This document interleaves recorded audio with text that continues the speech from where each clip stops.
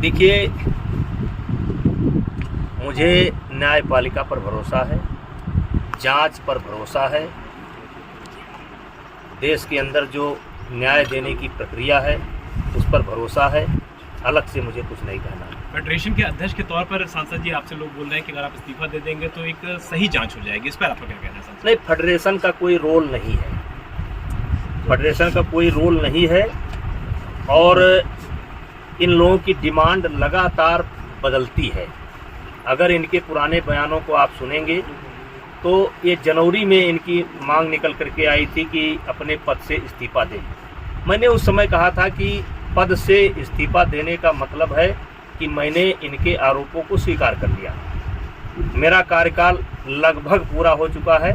जब तक नई बॉडी नहीं बन जाती है, और अभी सरकार ने आईओ की एक कमेटी गठित की है, 3 लोगों की कमेटी गठित की है, जिसमें एक कोई हाई कोर्ट का जज होगा या सुप्रीम कोर्ट का जज होगा। उनकी देखरेख में 45 दिनों के अंदर चुनाव संपन्न होना है। चुनाव संपन्न होते ही मेरा कार्यकाल स्वतः समाप्त हो जाएगा।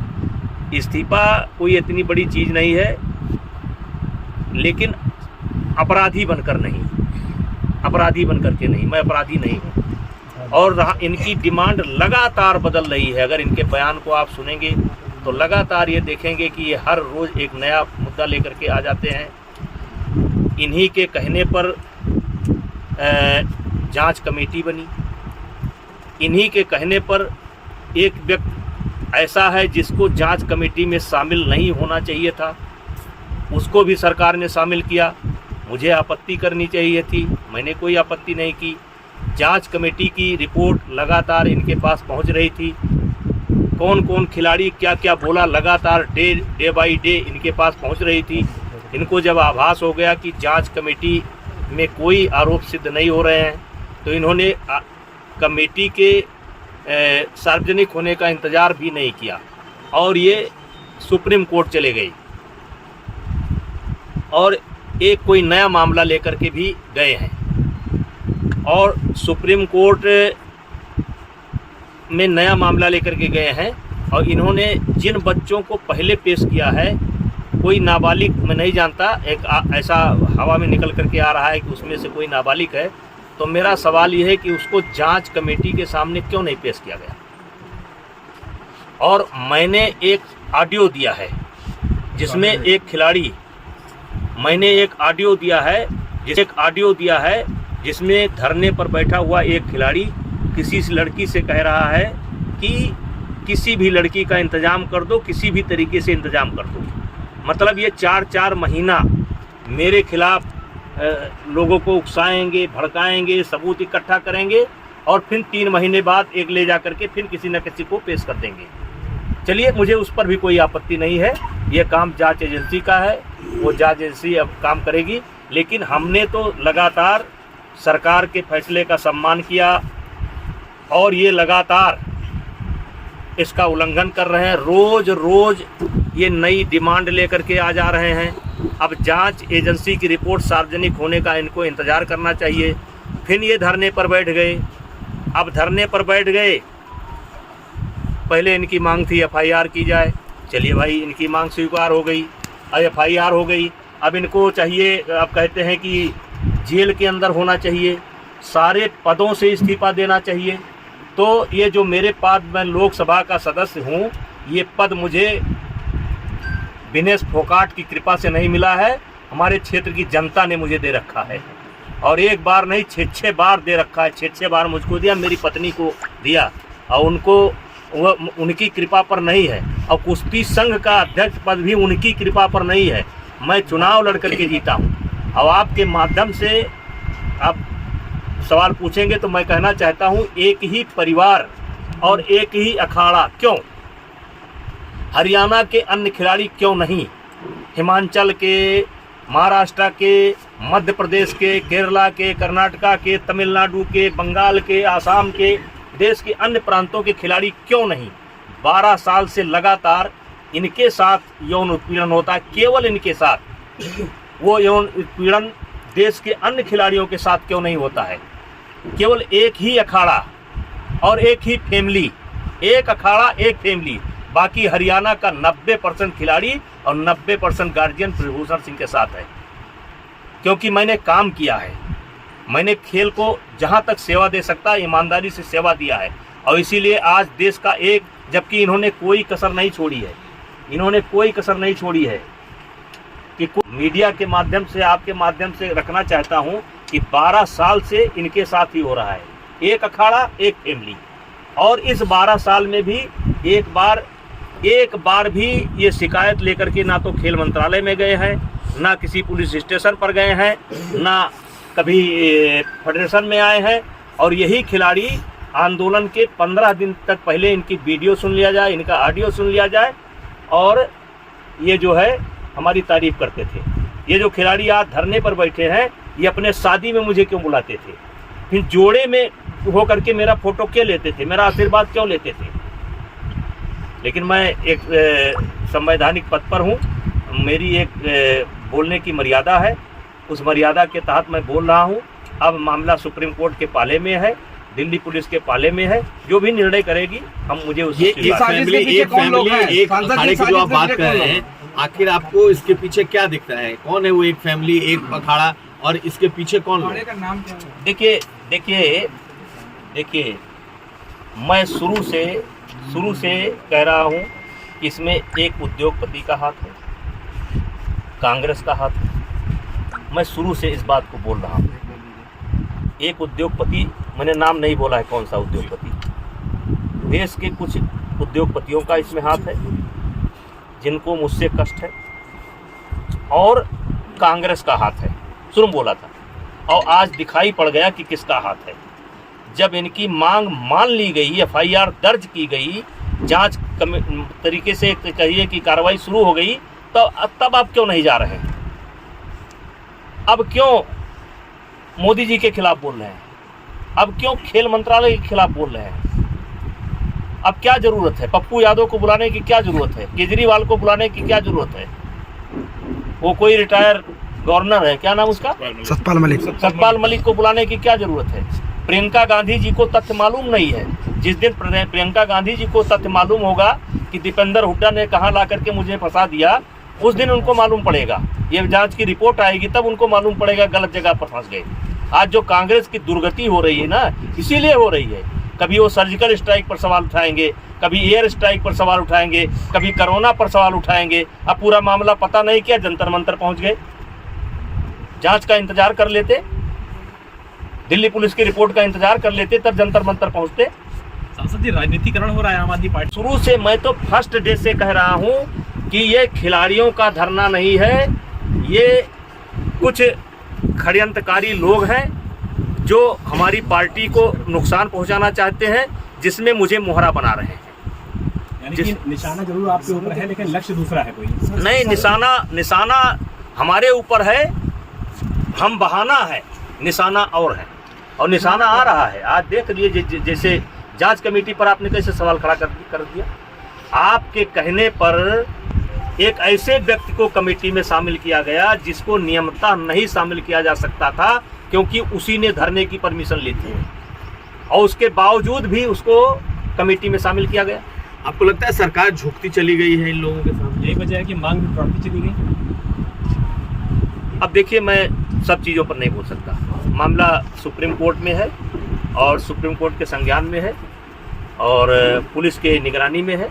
मैं बहुत कुछ नहीं बोल सकता। आप इस बात का दबाव महसूस कर रहे हैं? ऑडियो थी, वो ऑडियो किसको दी है? वो जो एक खिलाड़ी की ऑडियो, जांच कमेटी को। कौन खिलाड़ी था ये कोई जरूरी है भाई? जांच कमेटी को दे रखी है।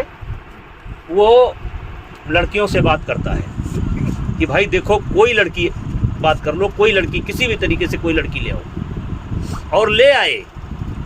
क्योंकि जो आईओ के सामने जो बच्चे पेश हुए हैं, या जो बच्चे ओवरसाइट कमेटी के सामने पेश हुए हैं, उसमें वो बच्चा नहीं था।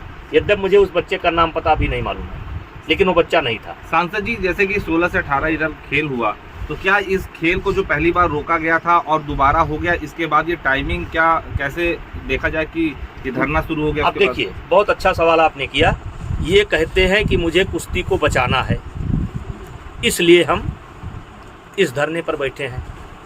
हमारे देश को एशिया चैंपियनशिप जूनियर अलॉट थी, आपने पत्र लिख लिख करके उसको कैंसिल करवा दिया, ये इन्होंने कुश्ती को बचाया। दूसरा, ओपन नेशनल टूर्नामेंट हो रहा था, उसको इन्होंने रद्द करवाया, एक काम ये उन्होंने कुश्ती को करके बचाया। महिलाओं का कैंप चल रहा था, बच्चियां आ चुकी थीं, उनको कैंप छोड़ करके भागना पड़ा और वो आज तक कैंप नहीं लग पाया, ये इन्होंने कुश्ती को बचाया। और जब ओवरसाइट कमेटी बनी थी तो उसमें 3 सप्ताह का समय दिया गया था, 3 सप्ताह के बजाय मैंने 3 महीने तक वेट किया।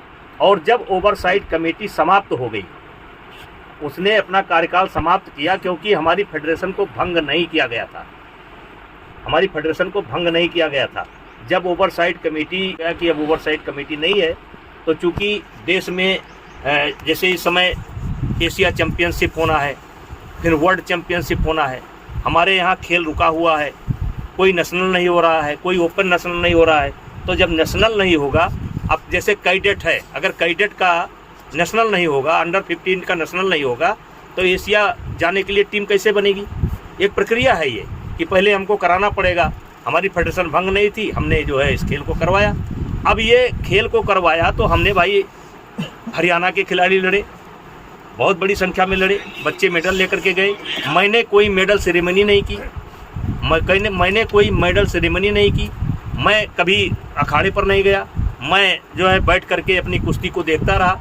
कुश्ती देखने का अधिकार मुझको भी है। हरियाणा की कई बच्चियां मेरे पास आईं कि सर मुझे फ़ोटो लेना है। हमने कहा बेटा आज फ़ोटो खिंचाओगे और कल इसी फ़ोटो पर मुकदमा लिखाओगे। उन्होंने कहा नहीं सर मुझे तो लेना ही लेना है। फिर उनकी माँ निकल करके आ गई, सर मुझे लेना ही लेना है। फ़ोटो ले गए और उसके बावजूद भी मैं मेडल सेरेमनी नहीं किया। लेकिन ये कहते हैं कि मुझे खेल को बचाना है, तो खेल को बचाना है तो नेशनल को बंद कर देना है, ओपन नेशनल को बंद कर देना है। ये खेल को बचा नहीं रहे हैं और ये आने वाले समय में पता चलेगा कि इस 4 महीने के अंदर इन्होंने खेल का कितना बड़ा नुकसान कर दिया है। सांसद जी, इंटरनेशनल लेवल के खिलाड़ी नेशनल में भाग लेना नहीं चाहते थे, आप चाहते थे कि जो उत्तर प्रदेश के खिलाड़ी हैं, दूसरे राज्यों के खिलाड़ी हैं, वो भी भाग ले ताकि एक्चुअल जो खिलाड़ी अच्छा परफॉर्म कर रहे हैं वो आगे निकाल सकें। क्या एक ये भी बड़ा कारण है जिसकी वजह से वो लोग जो समय धरने में बैठे हुए हैं आपके खिलाफ बैठे हुए हैं? देखिए, एक समय ऐसा था कि टीम कहीं की हो, खिलाड़ी हरियाणा के रहते थे, मैंने उस पर प्रतिबंध लगाया। लेकिन मैंने प्रतिबंध लगाया कि हरियाणा का खिलाड़ी अपने ही राज्य से खेलेगा।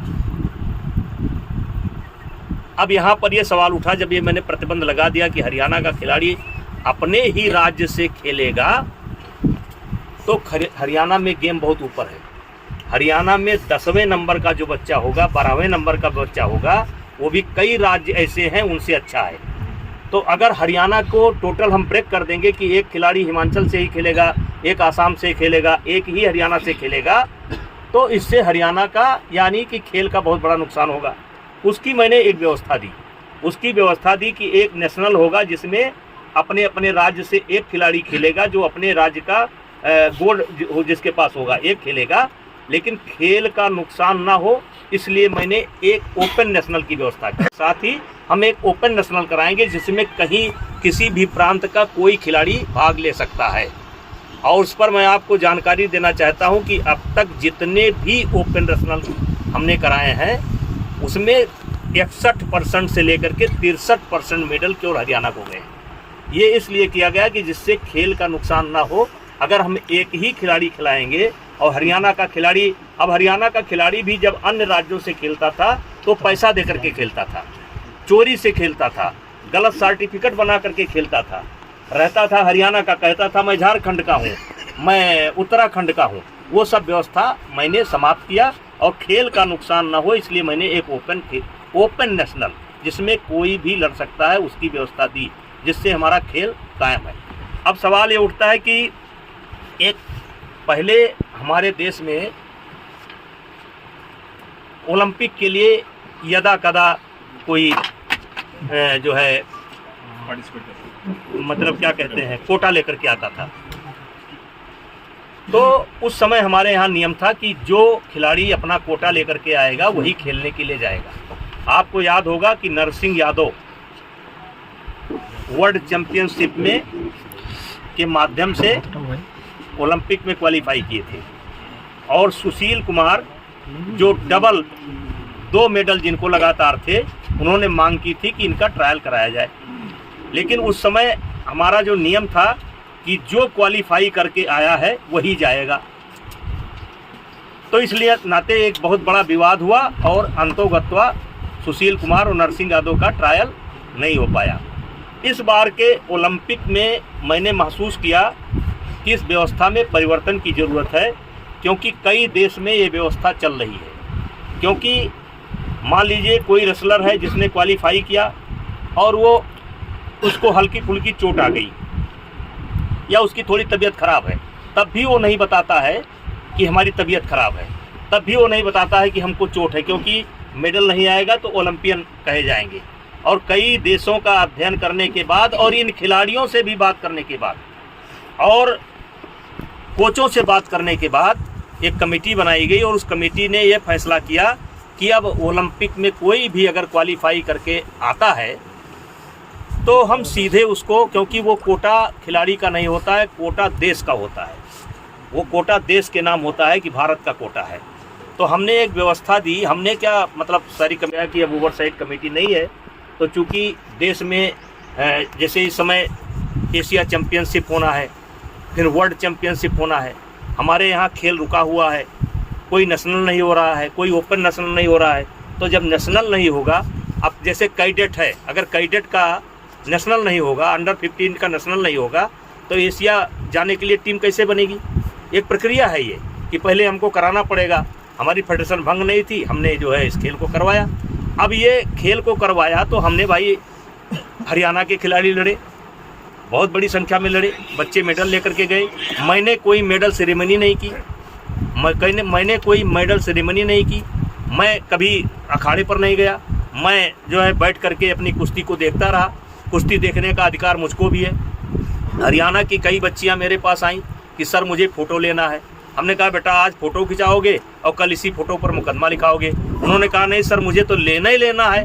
फिर उनकी माँ निकल करके आ गई, सर मुझे लेना ही लेना है।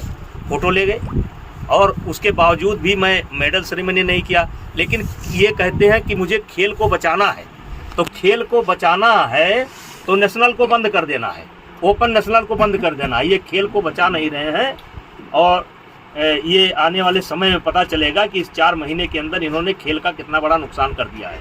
सांसद जी, इंटरनेशनल लेवल के खिलाड़ी नेशनल में भाग लेना नहीं चाहते थे, आप चाहते थे कि जो उत्तर प्रदेश के खिलाड़ी हैं, दूसरे राज्यों के खिलाड़ी हैं, वो भी भाग ले ताकि एक्चुअल जो खिलाड़ी अच्छा परफॉर्म कर रहे हैं वो आगे निकाल सके। क्या एक ये भी बड़ा कारण है जिसकी वजह से वो लोग जो समय धरने में बैठे हुए हैं आपके खिलाफ बैठे हुए हैं? देखिए एक समय ऐसा था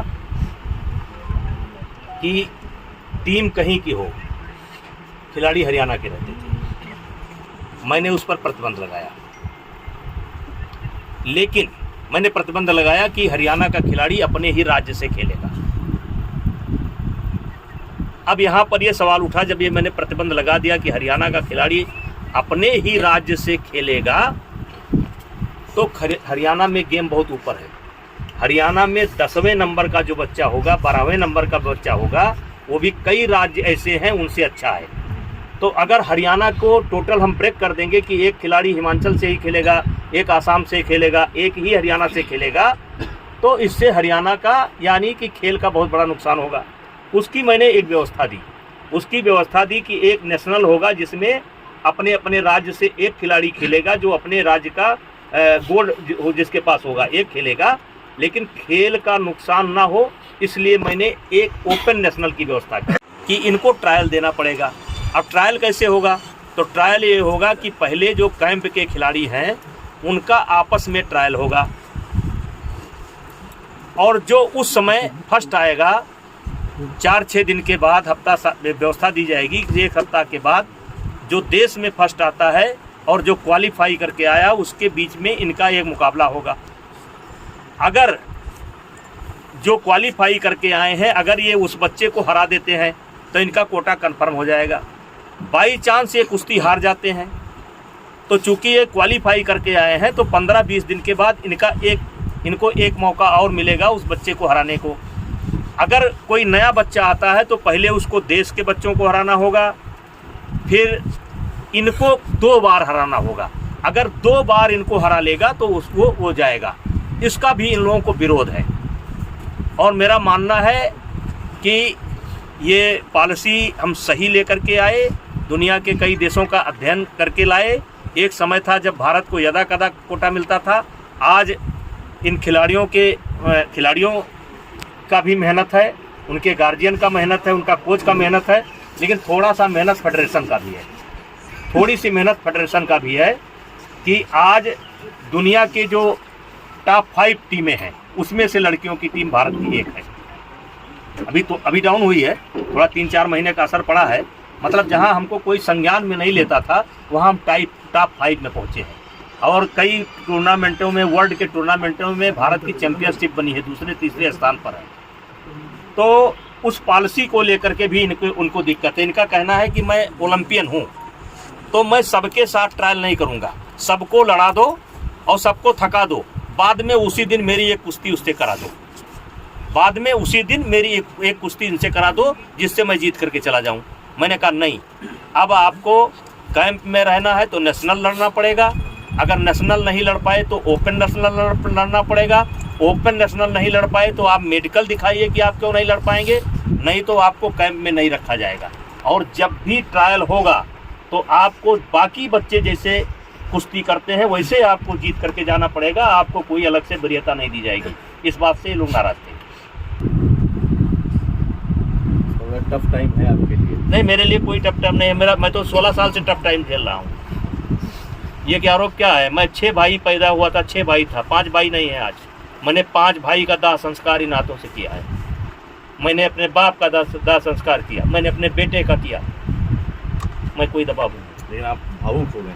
नहीं, जैसे भावुक, चलिए कहने का मतलब कि मैं सब दुनिया देख चुका हूँ। जो अपने बेटे का दाह संस्कार कर चुका हो, जो अपने भाइयों का दाह संस्कार कर चुका हो, तो उससे बड़ी विपत्ति तो मेरे ऊपर नहीं है ना, उससे बड़ी विपत्ति तो नहीं है मेरे ऊपर। और मैं ऐसी बहुत विपत्ति देखा हूँ। मैं अपने आप को जानता हूँ, मैं अपने आप को जानता हूँ, मैं अपने आप को देख रहा हूँ। और आपसे फिर मिलेंगे, गारंटी के साथ मिलेंगे और साफ सुथरा होकर के मिलेंगे। दावा है मेरा, नोट कर लीजिए। मुझको लगेगा कि अब मेरे संघर्ष करने की क्षमता समाप्त हो गई है। जिस दिन जीवन की लाचारी मुझ पर तरस दिखाएगी, जिस दिन मैं लाचार बन जाऊंगा, बेबस बन जाऊंगा, बेचारा बन जाऊंगा, तो मैं चाहूँगा कि ऐसी ज़िंदगी मैं ना जीऊँ। तो ये इस वक्त कहने की क्या आवश्यकता है? हमारा मन, हम कविता भी रोक देंगे आप हमारा मन। फेडरेशन से या सरकार से कोई संपर्क इस बीच आपसे हो पाया क्या? ऐसा कोई इशू नहीं आया कि सरकार से, कोई ऐसा इशू नहीं आया कि सरकार से संपर्क किया जाए। बबीता फोगाट ने कहा है कि जो बयान लिया गया उसमें ज़बरदस्ती मेरे सिग्नेचर कराए गए हैं। एक पदाधिकारी ने मुझसे रिपोर्ट छीन ली है, मीडिया में बयान दिया उन्होंने। खेल मंत्री का बयान आ चुका है, इस पर मुझे कुछ कहना नहीं है। और बबीता फोगाट कौन है आप जानते हैं। आप कुश्ती संघ के अध्यक्ष 12 साल रहे। आपके नेतृत्व में कुश्ती संघ ने तमाम देश विदेश में मेडल जीते। लेकिन आपने जब पतंजलि के उत्पादों का विरोध करना शुरू किया, उसी समय आप पर आरोप प्रत्यारोप इस तरह के लगने। भाई देखिए, मेरा पतंजलि से कोई व्यक्तिगत नहीं है। मैं देखो, मेरा आप देखिए एक क्रम, एक बातचीत के क्रम में निकला था। और आज आप देखिए नकली खाद्य पदार्थों से भरा पड़ा है, बाजार पटी पड़ी है, और उसमें श्रीमान जी का नाम आता है, तो मैं क्या करूं? नहीं, आप पर आरोप भी तभी लगना शुरू हुआ, क्योंकि जब तक 12 साल आपके नेतृत्व में कुश्ती संघ ने मेडल जीते तब आपका नाम इतना हाईलाइट नहीं हुआ था। लेकिन जब आपने पतंजलि के उत्पादों का विरोध करना शुरू किया तभी आप पर ऐसे आरोप प्रत्यारोप क्यों लगे? 50,000 करोड़ के आदमी है, जिंदा रहने दो यार। अभी तो आरोप लगा रहे हैं, पता नहीं कल को क्या करवा दें। सांसद जी, पहलवानों ने वहाँ पर एक आपके आपराधिक रिकॉर्ड की वहाँ पर एक सूची लगा रखी है। क्या कहना है कि इतने मुकदमे दर्ज हैं? जब तक आप पद पर रहेंगे तो जांच संभव नहीं है। आप देखिए, उस सूची से आप अवगत हैं। मैं जेपी आंदोलन में कई बार जेल गया हूँ। जब इंदिरा जी ने इस देश पर इमरजेंसी लगाई थी तब मैं गया हूँ। आपको पता होगा, जहाँ आप बैठे हैं इस समय मेरा बगल में घर है, जो आज का मंदिर है उस समय का घर होता है। मेरे गांव वाले मौजूद हैं, जाकर के पूछ लीजिए। मेरा ही घर गिराया गया था और मैं अपने ही घर के गिराने में मुलजिम बना था। वो भी मुकदमा है, उसमें 395 भी है, 397 भी है, 307 भी है। मैं देश का पहला आदमी हूँ। अपना ही घर गिराया गया और अपना खुद मुलजिम बने। और हम मुलजिम बने थे, पिताजी मुलजिम बने थे, चाचा मुलजिम बने थे, पूरा परिवार जल गया था। अब आज आपसे ज़रूर कहना चाहेंगे कि ज़रा उस जगह को जाकर के देख लीजिए और गांव वाले से पूछ लीजिए। पहला मुकदमा वही है, फिर राम जेपी आंदोलन, फिर राम जन्मभूमि आंदोलन, फिर जो है स्कूल कॉलेज के अंदर कुछ मुकदमे लगे। लगा हुआ है। नहीं, मैं बिल्कुल दबाव में नहीं। क्या आपको लग रहा है मेरे चेहरे पर कोई शिकन दिखाई पड़ रही है? क्या मेरे चेहरे पर कोई शिकन दिखाई पड़ रही है? मुझे उच्च न्यायालय पर और जांच एजेंसी पर पूरा भरोसा है। और मुझे लोगों को नहीं पता है, लेकिन मुझे पता है अपने बारे में, मुझे पता है अपने बारे में, मुझे पता है। और पूरे देश को पता चलेगा, ये गारंटी देता हूँ। मुझे अपने बारे में पता है और पूरे देश को जब जांच की रिपोर्ट आएगी पता चलेगा कि सच्चाई क्या है। ये राजनीतिक लड़ाई है, इसमें षड्यंत्र है। कई उद्योगपति शामिल हो गए, एक नहीं कई उद्योगपति शामिल हैं। ये आपको पीड़ा तो रही है ना, तभी आपने वो सांसद जी, जैसा कि आपने कहा कि खिलाड़ियों को पहले फेडरेशन पे विश्वास नहीं था, फिर एक कमेटी बैठी, उसमें अभी जांच आ रही है, उसमें कुछ क्लीन चिट मिलने की बात वो कह रहे हैं, इसलिए उनको भरोसा नहीं है। अब सुप्रीम कोर्ट गए हैं, दिल्ली पुलिस है, तो क्या इनको आगे दिल्ली पुलिस और सुप्रीम कोर्ट पर भरोसा रहेगा? दिल्ली पुलिस पर तो कह दिया इन्होंने कि दिल्ली पुलिस पर मुझे भरोसा नहीं। इन्होंने तो कह दिया कि दिल्ली पुलिस पर मुझे भरोसा नहीं है। इनके बयान आने शुरू हो गए कि दिल्ली पुलिस पर इनको भरोसा नहीं है। और मैं पूछना चाहता हूं, जब आपकी हर डिमांड पूरी हो रही है, डिमांड पर डिमांड आपकी पूरी हो रही है, तो अब किस बात के लिए किस बात पर जंतर मंतर पर बैठे हैं? कुल मिला के वो हरियाणा पुलिस पे बच्चे भरोसा करेंगे क्या? उनको पुलिस पर भरोसा नहीं। सांसद जी, जांच रिपोर्ट आ ही नहीं पाई थी, उसके बगैर वो लोग धरने पे आ गए। लेकिन उनके पास जांच रिपोर्ट थी, क्योंकि उनका नुमाइंदा, उनके द्वारा उनका नुमाइंदा उस जांच कमेटी में था, जो डे बाई डे रिपोर्ट देता था, डे बाई डे रिपोर्ट देता था। तो इसका मतलब जांच कमेटी की रिपोर्ट लीक्ड है और उनके पास जानकारी है कि उनके हक में नहीं है शायद। वो तो खुद कह रहे हैं। और उसी जांच की रिपोर्ट को ही तो इन्होंने चैलेंज किया है। इस बार जो मामला गया है सुप्रीम कोर्ट में, उसमें मेरे ऊपर आरोप कम है, जांच कमेटी के ऊपर आरोप ज़्यादा है। खिलाड़ियों का कहना है कि जांच कमेटी को हमने बयान दिया और हमारा बयान ही मेंशन नहीं किया गया। अब इस पर मैं क्या बोलूं? उस पर तो जो उनका नुमाइंदा था वो बता सकता है। जो उनका नुमाइंदा था उस कमेटी के अंदर वो बता सकता है। कमेटी के अंदर तो हम थे नहीं। नेता, इन परिस्थितियों में कविता आपकी जो वायरल हुई है उसका क्या करना होता है? कविता जो आपकी वायरल, मेरी कविता जो, उसमें कोई गलत चीज़ नहीं है। मेरी कविता जो थी उसमें कविता यही थी कि जिस दिन जीवन के हानि लाभ पर उतरूँगा, मतलब जिस दिन मैं अपने जीवन की हानि लाभ क्या खोया पाया समीक्षा करूँगा, और जिस दिन संघर्षों में